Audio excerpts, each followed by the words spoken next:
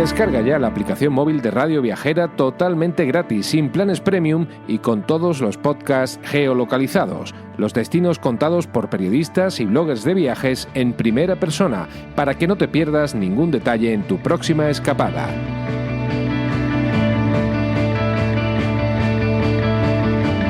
Estás escuchando De Donosti al Cielo, con Carlos Bengoa, de las redes sociales de Donosti City, en radioviajera.com.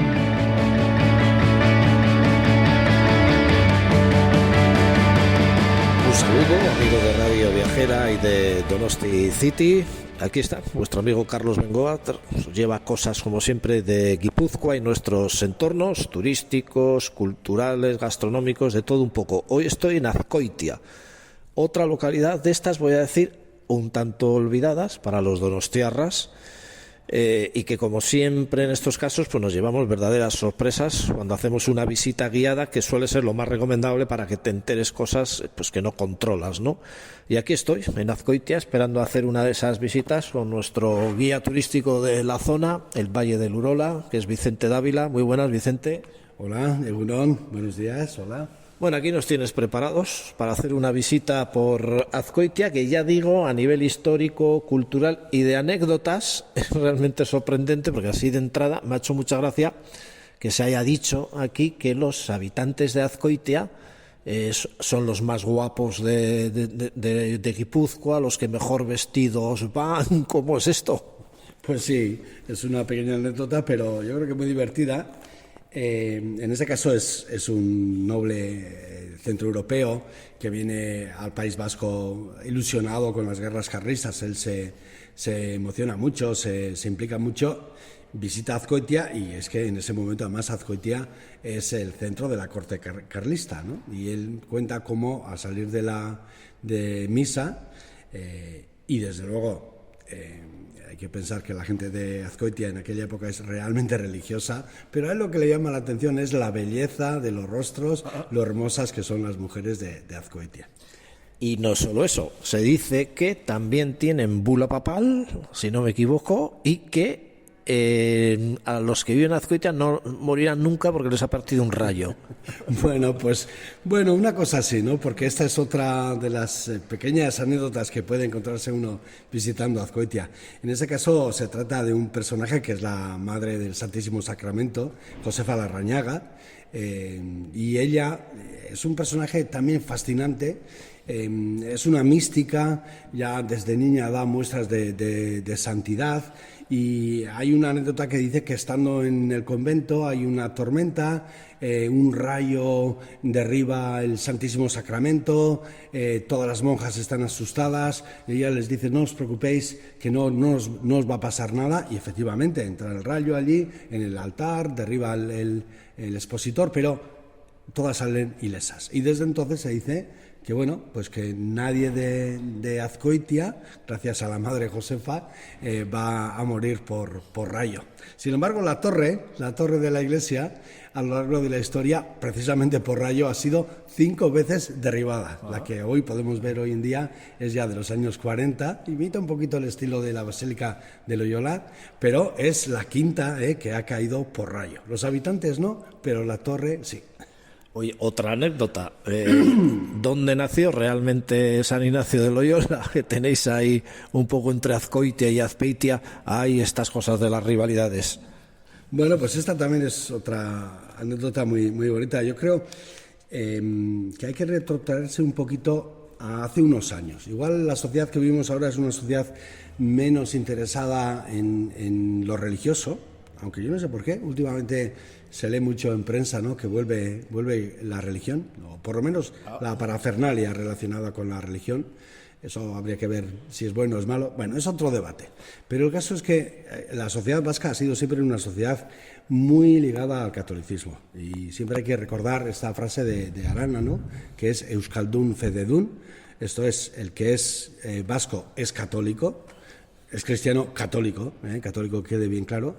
Y entonces es muy bonito cómo Azpeitia y Azkoitia, cuando tenían una pasión mayor por su santo, por San Ignacio, ahora hay una revisión, ¿no?, de este personaje histórico, por un lado, y religioso, por supuesto, fundamental. Pero era bonito que los dos pueblos querían ponerse la medalla de dónde era el lugar donde había nacido San Ignacio. Y como tradicionalmente se decía que había nacido en su casa natal de Loyola, esa que está envuelta por el santuario de Loyola, los de Azcoitia, sin embargo, siempre defendieron que no, que su madre, que es Marina Sáenz de Licona, como era de la casa Balda, de Azcoitia, una casa nobilísima, cuando barruntó que iba a dar a luz, se habría ido a casa de su madre, a casa de los Balda en Azcoitia, a dar a luz.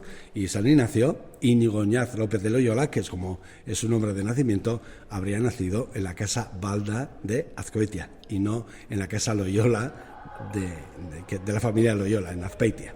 Pero bueno, entre Azcoitia y Azpeitia os lleváis bien, ¿no? De momento. Sí, bueno, sí, hay una rivalidad, pero digamos que es una rivalidad simpática la que tienen estos dos pueblos.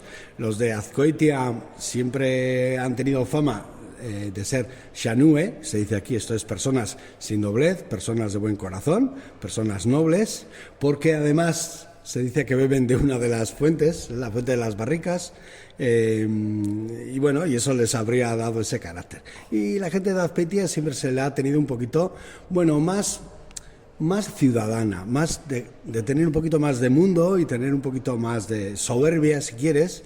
Pero hay que recordar una cosa, que tanto Azpeitia como Azcoitia, las dos han sido villas de tandas. Villas de tandas suponía que durante siglos el comendador tenía que residir o en Azpeitia o en Azcoitia. Y tener el comendador residiendo en tu villa significaba ser la capital de Guipúzcoa en aquel momento. O sea que bueno, razones para sentirse orgullosos y capitalinos, y vuelvo a insistir, la corte carlista también estuvo en Azcoitia, con lo cual, bueno, uno y otra localidad tienen razones para estar orgullosos.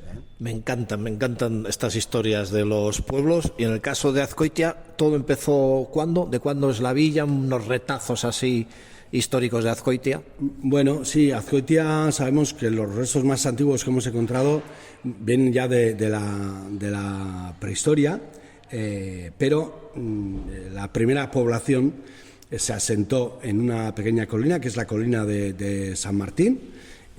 Ahí está desde los años de fundación, que son a principios del siglo XIV, está muy poquito tiempo, porque colina Beidasar, que es como llaman los documentos, no parece que es muy cómodo para los habitantes, y piden que se les traslade desde esa colina de San Martín, en la que hoy en día tenemos un yacimiento arqueológico en el que hay cosas curiosísimas como restos del siglo VIII, siglo IX, pero que son enterramientos en principio no cristianos.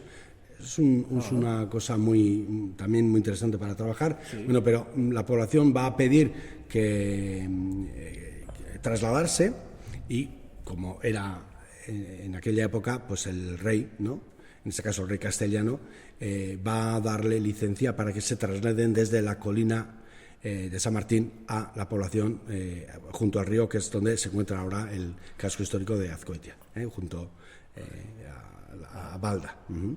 Vale, y casco histórico del que veríamos que edificios así más significativos.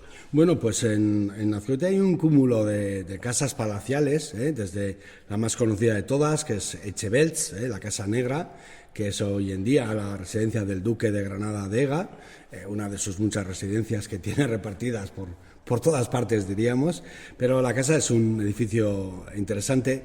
Delante de la casa tenemos otra, que es Iriakaitz Ederra, que es una casa de estilo mudéjar, o en la que podemos apreciar cierto mudejarismo, pero tenemos también la Casa Floreaga, una casa palacial refinadísima, esta totalmente de vocación, porque sabemos además quiénes son los arquitectos que intervienen en la construcción de la casa a principios del siglo XVI, y donde ya sin embagues se utiliza un lenguaje morisco, un lenguaje mudéjar. Pero todavía nos quedarían otras como la Casa Churruca, o la casa donde estuvo antiguamente el ayuntamiento, la Casa Lasao, el Palacio Leturiondo, y sobre todo el Palacio Insausti, que es donde era la casa del conde de Peñaflorida, que fue uno de los fundadores de la Real Sociedad Vascongada de Amigos del País. O sea que Azcoitia es desde luego un cúmulo de casas palaciales, cada una con su identidad y su historia. Antes, cuando comparábamos con Azpeitia, dices bien, de Azpeitia visto desde fuera, da la impresión de ser una ciudad más moderna, basada todo en su momento, en su época, con los santuarios, con los edificios religiosos. Hay un montón en Azpeitia. Azkoitia, en cambio, la teníamos como menos conocida, pero sin embargo creo que a nivel histórico y cultural puede que sea más importante que Azpeitia, ¿o no? Bueno, yo creo que las dos tienen una identidad muy potente, ¿no? Sí, no, tranquilo, que a veces, aunque no pasa nada, porque como estamos en directo, da igual que suenen los móviles. Sí, decíamos. Sí, que las dos tienen su propia identidad, que Azpeitia además es más conocida, porque es más ciudadana, digamos, ¿no? Pero Azkoitia nos reserva un pasado muy interesante, muy lleno de esas familias nobles que hicieron grandes carreras en la corte castellana, obviamente, y que igual ha mantenido más esa identidad de interior, de ciudad de interior de Guipúzcoa, igual más que Azpeitia, con perdón de los de Azpeitia, que sin duda tienen también una identidad muy marcada. No, son localidades muy importantes. Todo el Valle del Urola es una maravilla a nivel paisajístico y a nivel cultural. Valle que empezaríamos en Legazpi, en la zona de los barrios de Bríncola, la última estación del tren de cercanías de Guipúzcoa, y luego iríamos Legazpi, Zumárraga, Urretxu, luego siguiendo el Valle Azkoitia, Azpeitia, Zestoa, hasta Zumaya, y todo eso va a ser una vía verde. Bueno, no sé si nos dejábamos algo por ahí, algún apunte más, si quieras darnos de Azkoitia. Sí, bueno, cuando hacemos, por lo menos las que yo hago de Azkoitia, me gusta mucho leer textos de viajeros, ¿no? De personas que han conocido la población. Y hoy tengo aquí una de un autor que a mí me gusta mucho y que no había leído de él esta parte hasta ayer mismo, que es Pierre Loti. Pierre Loti, por supuesto, conocidísimo, tiene su casa en Hendaya. En Hendaya, eso es, sí. Sí, él es francés, él es un enamorado de los vascos y del País Vasco, y cómo no, visita la Villa Alpargatera, porque no lo hemos dicho, pero Azkoitia se le llama también la Villa Alpargatera, y es muy bonito como solían contar, ¿no? Que la gente mayor solía decir que en Azkoitia se vestía a la gente de los pies a la cabeza, y decían eso, que vestían a la gente de los pies a la cabeza porque había una fábrica de boinas y sobre todo se producían alpargatas. Entonces Pierre Loti visita Azkoitia. Bueno, él, claro, va a visitar sobre todo Loyola, pero como está tan cerca de Azkoitia, pues visita Azkoitia. Y voy a traducir, porque tengo aquí el texto en francés, pero así rapidito, y dice algo así. En Azkoitia, sobre todo, y él ya dice que él cuando conoce las poblaciones están en plena efervescencia, están en ese proceso de industrialización, que luego las ha cambiado tanto, pero él ya dice que sobre todo en Azkoitia es cómico, dice él, En Azkoitia es cómico, dice, todo a lo largo de las calles, en cada esquina, una fila ininterrumpida de alpargateros, trabajando todos con una fiebre increíble. Diría que el universo entero, con los pies desnudos, todo el universo está aquí haciendo alpargatas. Entonces, él se queda impresionado, ¿no? Como esa población que está en pleno transformación, cómo está volcada todas las personas, y esto, cuando uno habla con la gente de Azkoitia, todo el mundo se acuerda. Claro, los más jóvenes no, pero todos han vivido como cada familia era un complemento importante para la economía familiar, hacer alpargatas. Y cada persona, el padre tenía una función, la madre hacía otra, los niños hacían otra. La Villa Alpargatera de Azkoitia. Alpargatas y boinas has dicho también, no me digas que ha habido más boinas que las Elósegui que conocemos ahora. Pues sí, en Azkoitia también tuvieron su fábrica de boinas, por supuesto, y además de calidad, Y además de calidad. Oye, dinos dónde se te puede localizar, por si alguno de nuestros oyentes en algún momento escucha el podcast y dice, oye, pues qué cosas curiosas hay por el Valle del Urola, además de la web de Urola Turismo, que la buscáis muy rápido en Google. Las tuyas propias serían...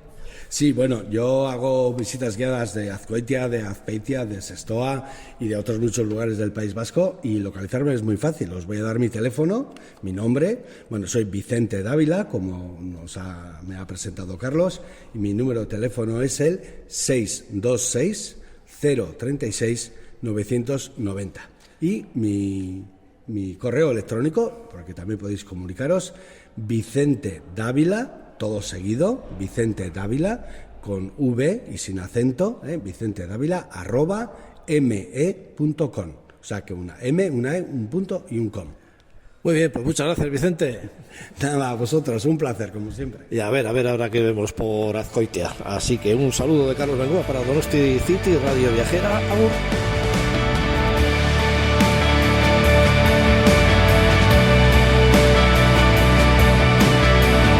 Descarga ya la aplicación móvil de Radio Viajera totalmente gratis, sin planes premium y con todos los podcasts geolocalizados, los destinos contados por periodistas y bloggers de viajes en primera persona, para que no te pierdas ningún detalle en tu próxima escapada.